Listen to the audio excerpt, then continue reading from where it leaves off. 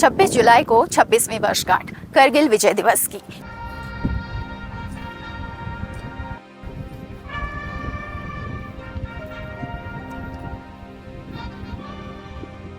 मेरे पीछे जो आप ये चोटियां देख रहे हैं, ये वही दुर्गम चोटियां हैं जहां 1999 की गर्मियों में भारतीय सेना ने पाकिस्तान के खिलाफ बेहद ही कठिन लड़ाई लड़ी थी और सफलता हासिल की थी। इसी साल मई में फिर भारत ने पाकिस्तान को सबक सिखाया। ऑपरेशन सिंदूर में पहलगाम में आतंकी हमला कर पाकिस्तान ने एक तरीके से फिर वही कोशिश की थी जो उसने 1999 में की थी। कश्मीर का जो मुद्दा है उसके अंतर्राष्ट्रीयकरण करने की उसका मकसद 1999 में भी वही था। और जब पहलगाम में पाकिस्तान के समर्थित आतंकी संगठन ने आतंकी हमला किया, टूरिस्टों को निशाना बनाया, तब भी पाकिस्तान का मकसद वही था। लेकिन भारतीय सेना ने करगिल के दौरान भी 1999 में भी पाकिस्तान को जवाब दिया और ऑपरेशन सिंदूर में इंडियन आर्म्ड फोर्सेस ने पाकिस्तान को सबक सिखाया, उनके 9 आतंकी ठिकानों को ध्वस्त किया। अब जब हम करगिल की 26वीं वर्षगांठ मना रहे हैं तो ये ऑपरेशन सिंदूर के बाद की पहली वर्षगांठ है। इसमें हम पहलगाम आतंकी हमले के बाद ऑपरेशन सिंदूर और करगिल दोनों में भारत की जीत को देख सकते हैं।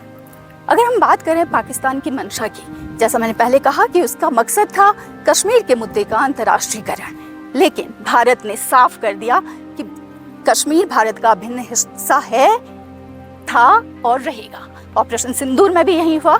लेकिन अगर हम दोनों जंग को देखें तो करगिल की जो लड़ाई थी वो करीब कुछ हफ्तों तक चली थी और बहुत ही इंटेंस जंग थी। लेकिन ऑपरेशन सिंदूर 25 मिनट में किया गया एक बेहद ही सफल ऑपरेशन था, जिसमें इंडियन आर्म्ड फोर्सेस ने पाकिस्तान के 9 आतंकी ठिकानों को ध्वस्त किया था। और दोनों का अगर हम नेचर देखें, करगिल युद्ध का 1919 का और अभी कुछ महीने पहले का ऑपरेशन सिंदूर, जहां करगिल की जो जंग थी वो डिफेंसिव थी, वहीं ऑपरेशन सिंदूर ऑफेंसिव था, आक्रामक था, जिसमें इंडियन आर्म्ड फोर्सेस ने पाकिस्तान को दिखाया कि वो जब चाहें जहां चाहें पाकिस्तान को सबक सिखा सकते हैं।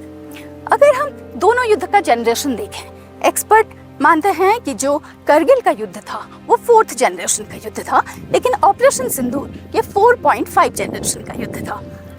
अगर हम जनरेशन की बात करें तो फर्स्ट जनरेशन होती है जिसमें आमने सामने की लड़ाई होती है, एक्सपर्ट उसे फर्स्ट जनरेशन वॉर मानते हैं। सेकेंड जनरेशन वॉर होती है जिसमें आमने सामने की लड़ाई के साथ ही आर्टिलरी का इस्तेमाल होता है। और थर्ड जनरेशन जो होती है उसमें इन सब का इस्तेमाल तो होता ही है, लेकिन उसमें नॉन लीनियर जंग होती है। मतलब कि अगर एक तरीके आमने सामने की लड़ाई एक जगह हो रही है तो दूसरी जगह से भी आके दुश्मन को घेरना। और फोर्थ जनरेशन वॉर उसे कहा जाता है जिसमें संख्या से ज़्यादा आपकी लड़ाई कैसी है, आप किस तरीके से लड़ाई लड़ रहे हैं, कैसे मनूवर कर रहे हैं, वो अहम हो जाता है, जो करगिल युद्ध के दौरान हमने देखा। लेकिन ऑपरेशन सिंदूर इससे थोड़ा अलग था, इसलिए इसको 4.5 जनरेशन कहा जा रहा है, क्योंकि इसमें तकनीक का सबसे ज़्यादा इस्तेमाल हुआ था।